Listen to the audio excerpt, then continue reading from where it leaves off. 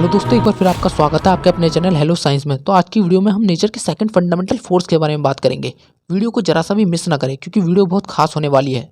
तो चलिए बिना किसी देरी के शुरू करते हैं। पहले हम समझते हैं कि मैटर फोर्स क्यों लगाता है, उसके पास ऐसी क्या चीज होती है कि जिससे वो फोर्स लगाता है। तो जब हम स्टडी करते हैं तो हम ये देखते हैं कि मैटर के पास दो तरह की कैरेक्टरिस्टिक होती हैं जिससे वह फोर्स लगा सकता है। One is mass and second is electric charge. हम दोनों को आपस में एक्सप्लेन नहीं कर पाए तो हमें मानना पड़ा कि फोर्स दो प्रकार के होते हैं। आइए दोनों को डिफाइन करते हैं। मास क्या होता है? मास किसी मैटर की वह प्रॉपर्टी होती है जिससे एक ऑब्जेक्ट दूसरे ऑब्जेक्ट को अट्रैक्ट करता है। यह कैरेक्टरिस्टिक हर मैटर में इनहेरेंट होती है। जब कोई मैटर बना और उसमें यह कैरेक्टरिस्टिक आ गई, हमने मैटर की इस प्रॉपर्टी को मास का नाम दिया। यह फोर्स बहुत वीक होता है और हमने इस फोर्स का नाम ग्रेविटेशनल फोर्स रखा। इसके अनुसार यदि किसी ऑब्जेक्ट के पास मास होगा तो वह दूसरे मास वाले ऑब्जेक्ट को अट्रैक्ट करेगा। यह हमारे नेचर का फंडामेंटल फोर्स है, इससे हमारा यूनिवर्स चलता है। यह फोर्स सन और अर्थ के बीच लग रहा है जिसके कारण अर्थ सन के चारों ओर घूमती है और घूमते घूमते बाहर नहीं जाती है बिकॉज ऑफ ग्रेविटेशनल फोर्स। हम ग्रेविटेशनल फोर्स पर एक डिटेल वीडियो में बात कर चुके हैं, इसलिए हम इस वीडियो में इलेक्ट्रोस्टैटिक फोर्स पर बात करेंगे। अब एक दूसरा फोर्स भी हमारे यूनिवर्स में है जिसके सामने ग्रेविटेशनल फोर्स कुछ भी नहीं है। ग्रेविटेशनल फोर्स बहुत वीक फोर्स होता है बट इसकी एक स्पेशलिटी है कि ये केवल अट्रैक्ट कर सकता है। आइए मैटर की दूसरी कैरेक्टरिस्टिक के बारे में बात करते हैं जिसे हमने इलेक्ट्रिक चार्ज का नाम दिया है। अगर हम मैटर का कंस्ट्रक्शन देखते हैं तो इसमें एटम होता है। इसमें सबसे छोटे पार्टिकल जो हमारे पास होता है दैट इज इलेक्ट्रॉन, और इस छोटे पार्टिकल इलेक्ट्रॉन के पास चार्ज होता है। न्यूक्लियस एटम के अंदर होता है और उसके पास भी चार्ज होता है और इन दोनों के बीच इंटरेक्शन होता है। जैसे सन और अर्थ के बीच इंटरेक्शन होता है,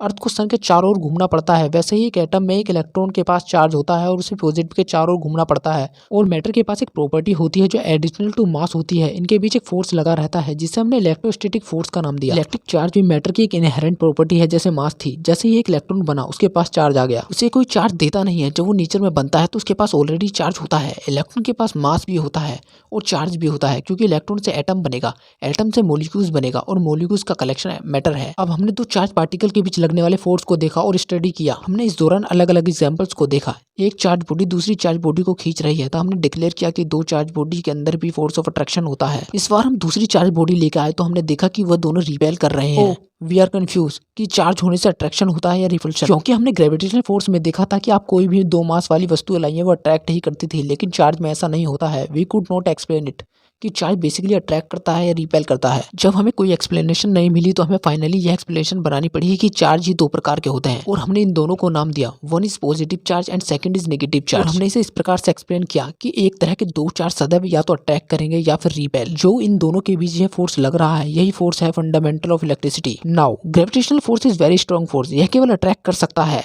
but electrostatic force is very strong. यह अट्रैक्ट और रिपेल दोनों कर सकता है। हमने एक एक्सपेरिमेंट किया और देखा कि इलेक्ट्रोस्टैटिक फोर्स बहुत स्ट्रॉन्ग फोर्स होता है, जिसमें हमने देखा कि सारा ग्रेविटेशनल फोर्स भी दो चार्ज बॉडी को अलग नहीं कर पाता है। क्वांटम मैकेनिक्स को एकदम बेसिक समझने के लिए इन फंडामेंटल इंपॉर्टेंट टर्म्स को समझना बहुत जरूरी था। अगर वीडियो पसंद आए तो वीडियो को लाइक कीजिए क्योंकि आपका एक लाइक हमें वीडियो बनाने के लिए मोटिवेट करता है। Thanks for watching, like and comment.